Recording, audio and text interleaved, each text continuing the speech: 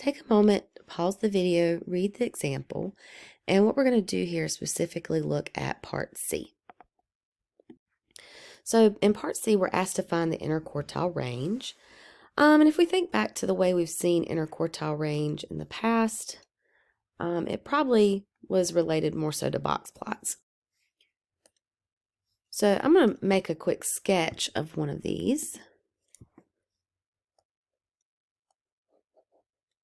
And please forgive me for the rough sketch, but we know that the interquartile range is between the distance between Q1 and Q3. Maybe the median somewhere here in the middle like this.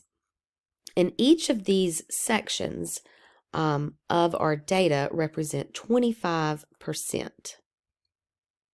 So 25% is on this first whisker, 25% from Q1 to the median, and so forth and so on. So let me fill those in. Well, in this case, we don't have all of the data. We're only given the mean, and we are given the standard deviation.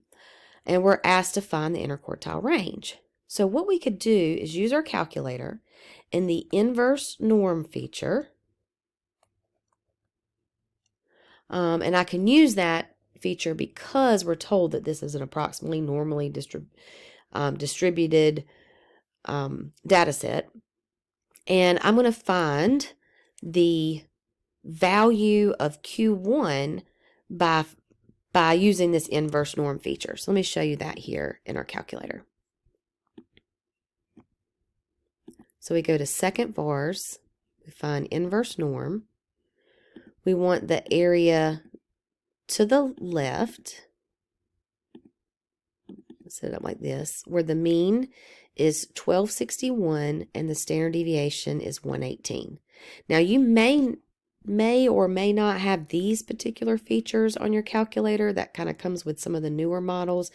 If you don't have the tail piece where it says left, center, and right, your calculator will always give you the X value given that the area is to the left. That's kind of like your built-in option. Okay, I want to do this again, but this time we want to find Q3.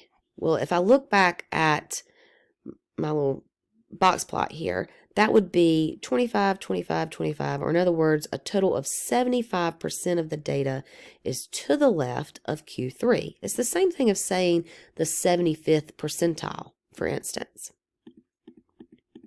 All right, so we paste that.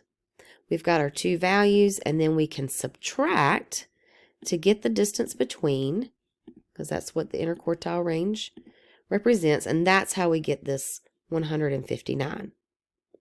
Now, if you do have the newer calculator and you see these options for left, center, and right, then what you could do is look for the middle 50% of data, because that's another way that or another thing that the interquartile range represents is the middle 50%.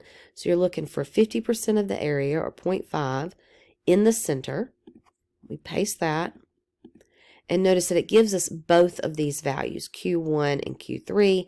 I would still have to subtract those to get the interquartile range, but those are some possibilities there, depending on which version of your TI-84 calculator you have.